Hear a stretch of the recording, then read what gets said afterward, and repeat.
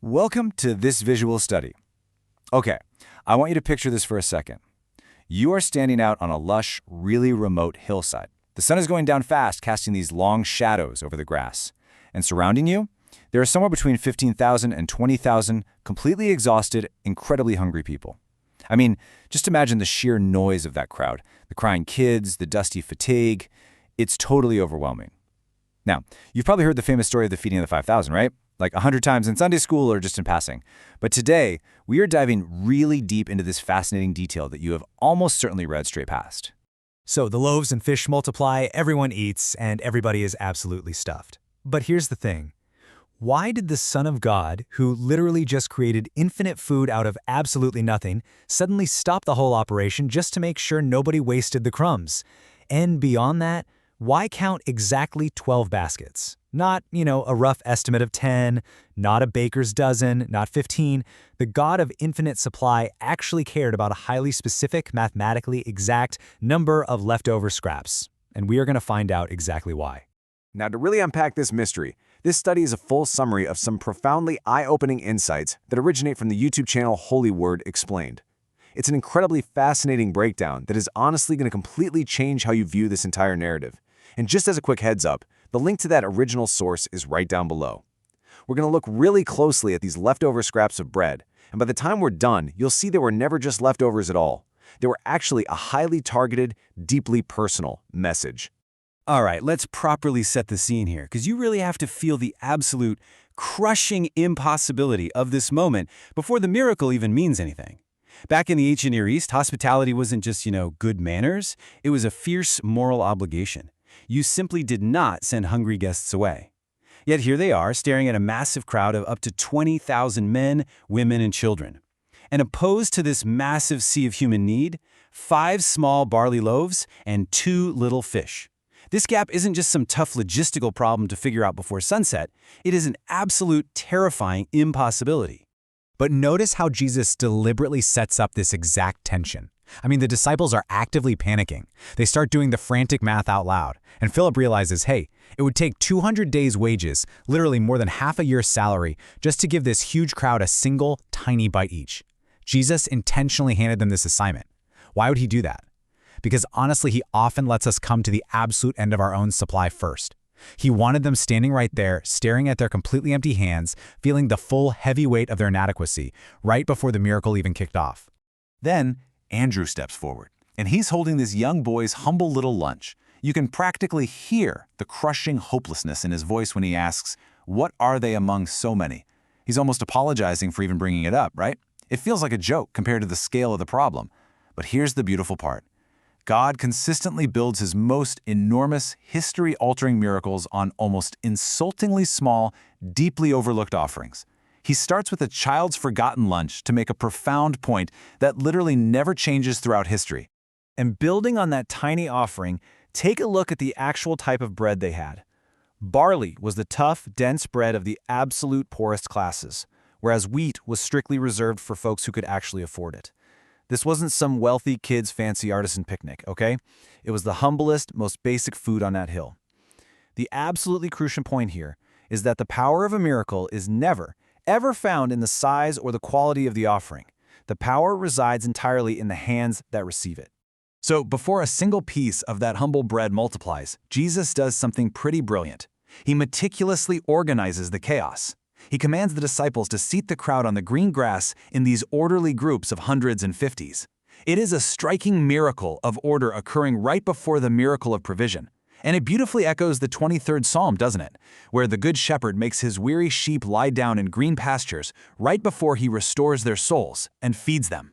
But just pause and think about what this actually requires for a second. Imagine the sheer awkwardness. The disciples are walking through a massive, probably very irritable crowd, telling 20,000 hungry people to get comfortable and prepare for dinner, while there is absolutely zero food in sight. They are literally setting the table for a massive feast that does not yet exist. Making that crowd sit down in expectation, that was a monumental, tangible act of faith required of those exhausted disciples.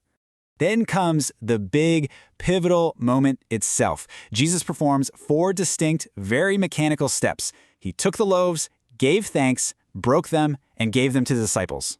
Now, these exact 4 deliberate actions, took, blessed, broke, gave, these are the precise actions Jesus will intentionally perform later at the Last Supper.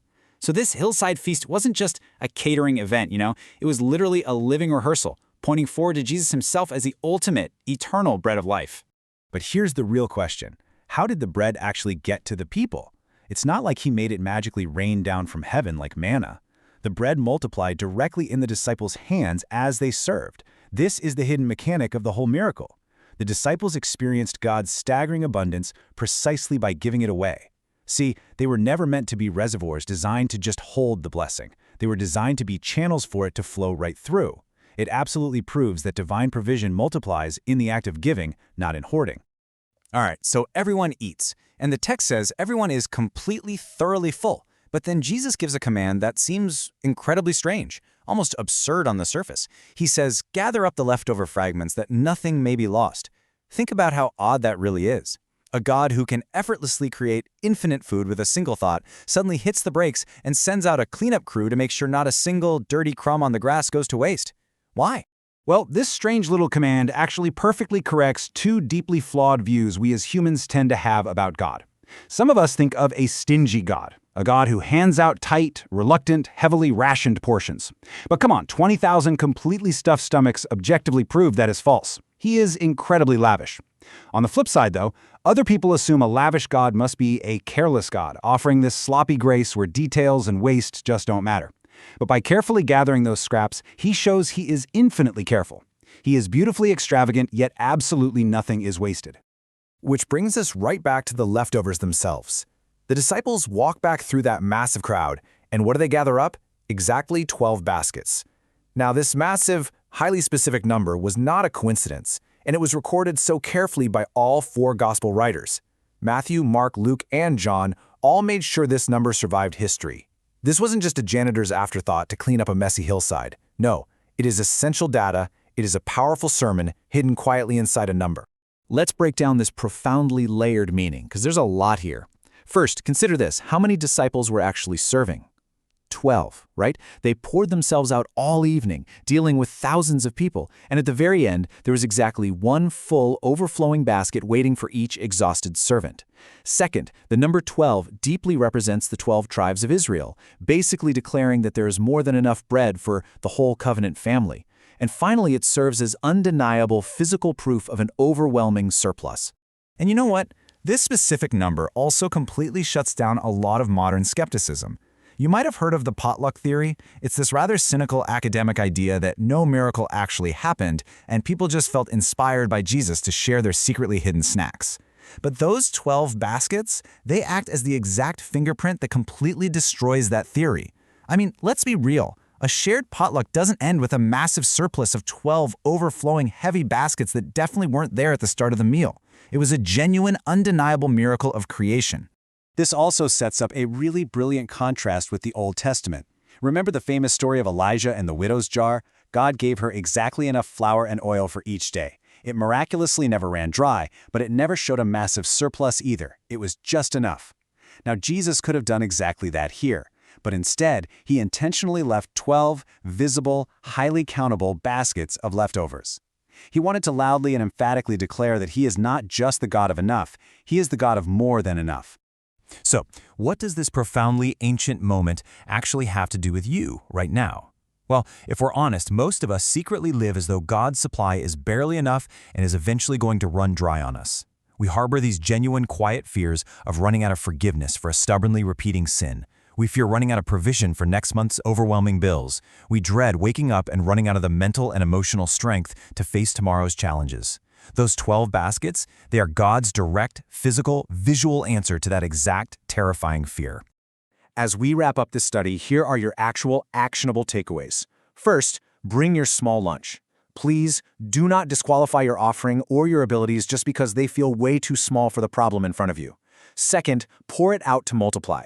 Remember, the provision comes in the active giving, not in fearful hoarding. And third, stop living like God is barely enough.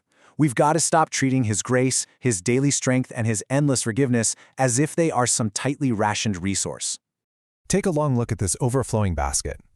Seriously, are you still living like the jar is empty? You do not have to live your life constantly braced for the grace to finally run out on you. You are being fed by the one who left 12 full baskets over, and he never, ever runs out. Think about that the next time you feel like you just don't have enough to make it through the day.